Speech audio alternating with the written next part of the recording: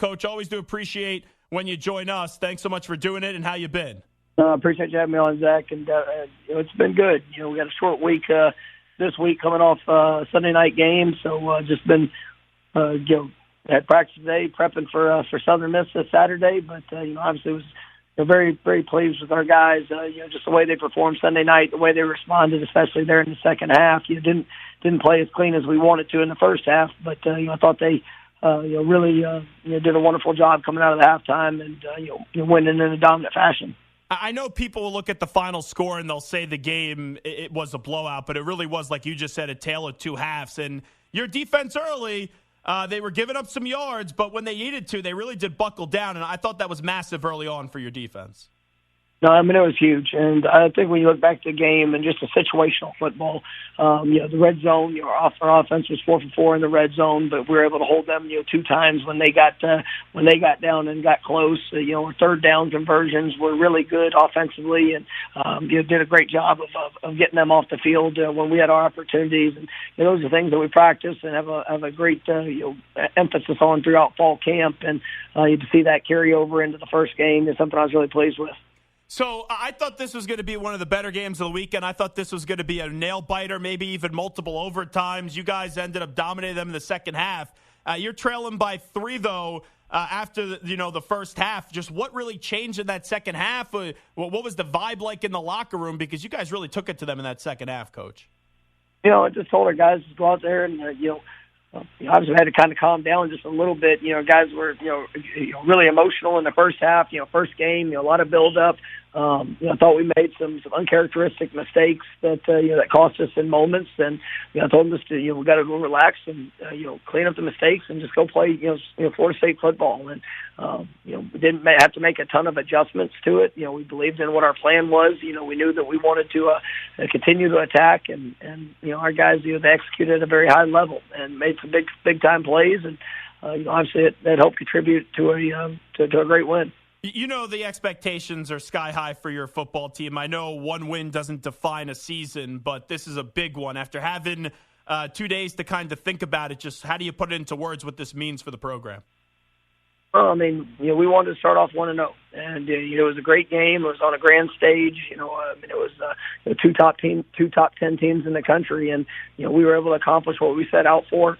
Now it's time to go get better, and that is our focus. That's our objective. We talk about it every day around this program that we're here to improve and get better, and continuing to push to be our best. And so, if we can continue that here this week, and how we prepare and what we do, I got a lot of confidence in where this team will go. But it was a big game. I'm not going to short sell just what that game was, and there are a lot of eyes on it. A lot of expectation, a lot of build up. It was great for our fan base, great for our university, but for our team, it was our first chance to go out and showcase our identity. And I thought for the most part we were able to do that at a very high level, and now we've got to go improve from it. We've seen your quarterback for a long time in Jordan Travis. You talk about keep on getting better. It seems like he does that each and every year. How did you see him get even better with all the experience that he has with the work that he put in the offseason? No, he's playing at a very high level. I think he's one of the best players in the country. Watching him prepare, watching the way that he works. Just the investment he makes into his teammates. As a leader, he's a special young man. And even looking back at the game on Sunday, he was able to be a great example for us. There's a few things that he missed early. He would even admit to it that I'd like to have a couple plays back, but just watching how he responded. The touchdown drive there in the second quarter was huge. Made a couple great throws, great decisions, and then as we got in the second half, he was lights out. And he's playing with tremendous confidence.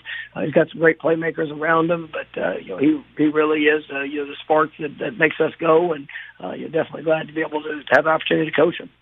Florida State head coach Mike Norvell here with us after his huge victory up against LSU. It is the Zach Gelb Show on CBS Sports Radio.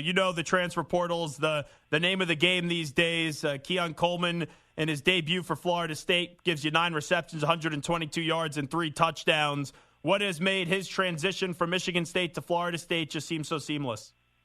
No, I mean, he was a great fit for our program. I mean, yes, you can turn on the film. You can see his athletic ability, his playmaking skills. But my favorite thing about him is just, what the type of teammate that he is, the work ethic that he brings. I mean, he cares about winning. And, he just has such a great attitude. He was, like I said, he was an absolute right fit for our program, what we were looking to continue to build our team with. And, it's been a very smooth transition. The way that he works and, the work that he put in the summer of, working on his timing with Jordan, learning the plays, the different concepts, all the things that we wanted him to be able to do. And for that to show up in game one is just really a testament to who he is and how important it was to prepare himself at a high level to be able to make that type of impact. When you look at Johnny Wilson, that was another wide receiver. I know he's at Arizona State in 2020, 2021. He's been with your program the last 2 years. He had another good showing for you last year and then another good showing the other night. For people that aren't familiar with Johnny, I know he's a big kid. What can people expect to see out of him this season? Johnny, I mean, he's a special player as well. I mean, he's 6'7", almost 240 pounds. I mean, he can run. I mean, he's truly a dynamic player on the perimeter. I thought, the other night he went for over 100 yards, and he's just, what he can do pushing the ball vertically down the field, is impressive. But he also has the ability, in the intermediate game to make big plays for us, and he was able to do a little bit of all of it, there the other night.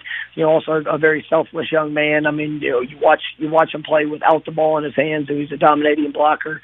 He does the dirty work, and just another great teammate that's made a great impression on our team. Is a wonderful leader for our program. Coach, the transfer portal isn't easy. We were talking about guys. I haven't even mentioned Jared Verse yet, and we know how much of a stud he's going to be. He's going to be dominating Sundays for a long time. Some coaches have been able to adapt to it. Some haven't. Why have you guys been able to adapt in a positive way with the transfer portal with some of these players we're talking about?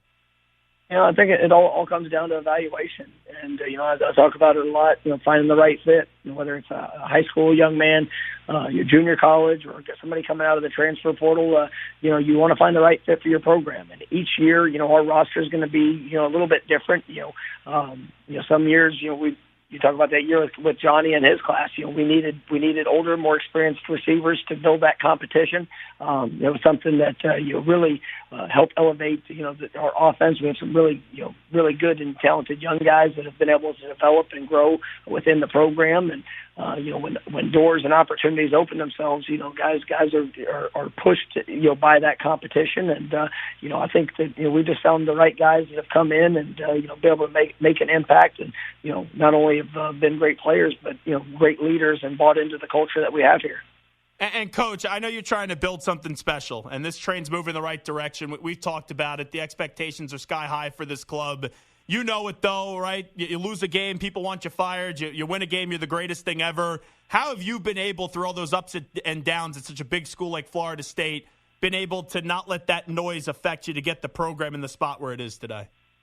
I believe in what we do. I believe in how we do it. As